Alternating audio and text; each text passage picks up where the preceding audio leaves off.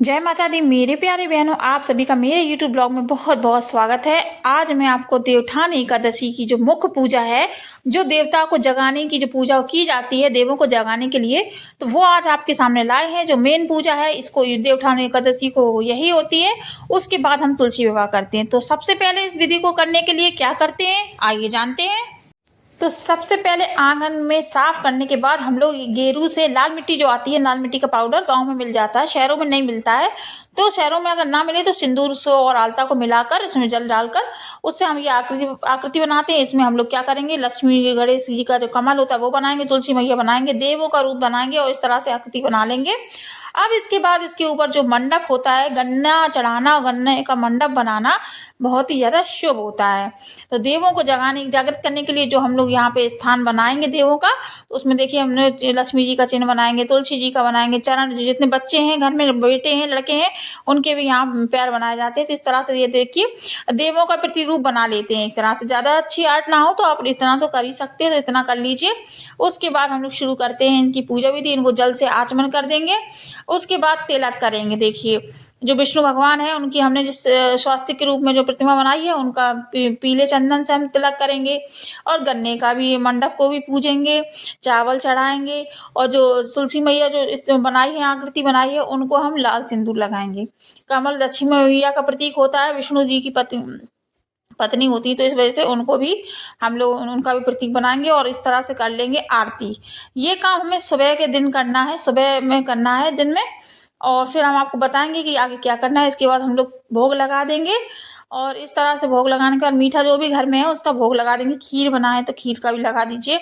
और इस तरह से तिलक करने के बाद पूजा हो जाएगी। ठीक है, अब क्या करना है इसमें आगे आप लोग देखिएगा कि हमारे पास जो पुष्प हैं अगर, तो बहुत ही अच्छी बात है, पुष्प लगा दीजिए।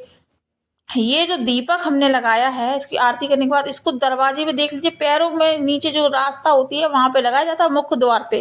तो वहीं पे लगाना है मुख्य द्वार में। उसी के बाद ही आरती कर लेंगे। और धूप से भी आरती कर लेंगे, बहुत ही ज्यादा अच्छा माना जाता है धूप से आरती करने के बाद।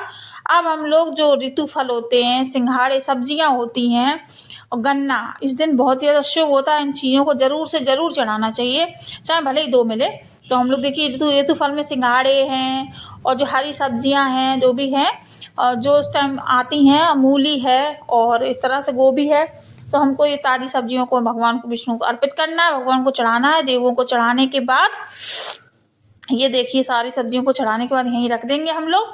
अब हम लोग क्या करेंगे, अब देवों को हम लोगों को बंद करना है, क्योंकि आषाढ़ के महीने में देव बंद हो जाते हैं। उसके बाद कार्तिक महीने में उनकी नींद खुलती है, आषाढ़ के महीने में देव सो जाते हैं। तो देवों को इस तरह से हम, छोटी टोकरी होगी तो वो मेन जो मंडप के नीचे है वहां पे हमें रखना है, उसको बंद करना है। तो हमने वहां ना रख के यहाँ आपको दिखाने के लिए बता दिया है।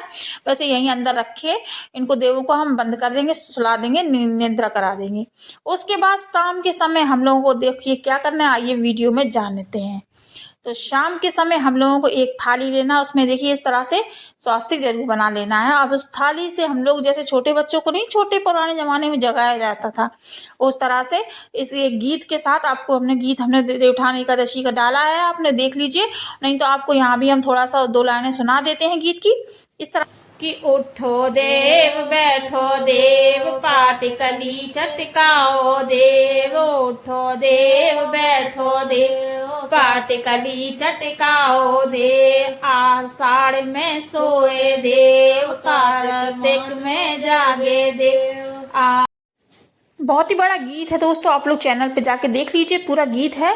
इसके बाद गीत सुनाने के बाद हमारे जो देवता होते हैं वो नींद से जागृत हो जाते हैं। कार्तिक महीने की एकादशी के दिन ही देव उठते हैं। इसके बाद ही घर में और हिंदुओं में मांगलिक कार्य शुरू होते हैं। इसके बाद हम लोग क्या करेंगे, इनको पूजा करेंगे, इनकी आरती करेंगे, भोग लगाएंगे, जो भी मीठा बनाया हो। शाम के समय ये सब करना है।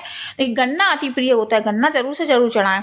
उसके बाद तो देव जब उठ जाते हैं तो शाम के समय देव विष्णु भगवान तुलसी मैया के साथ बैठा के उनके पूजन किया जाता है। उनका गठबंधन करने के बाद उनका विवाह संपन्न कराया जाता है। इस तरह से देवोत्थान एकादशी के दिन तुलसी विवाह विष्णु भगवान के साथ किया जाता है।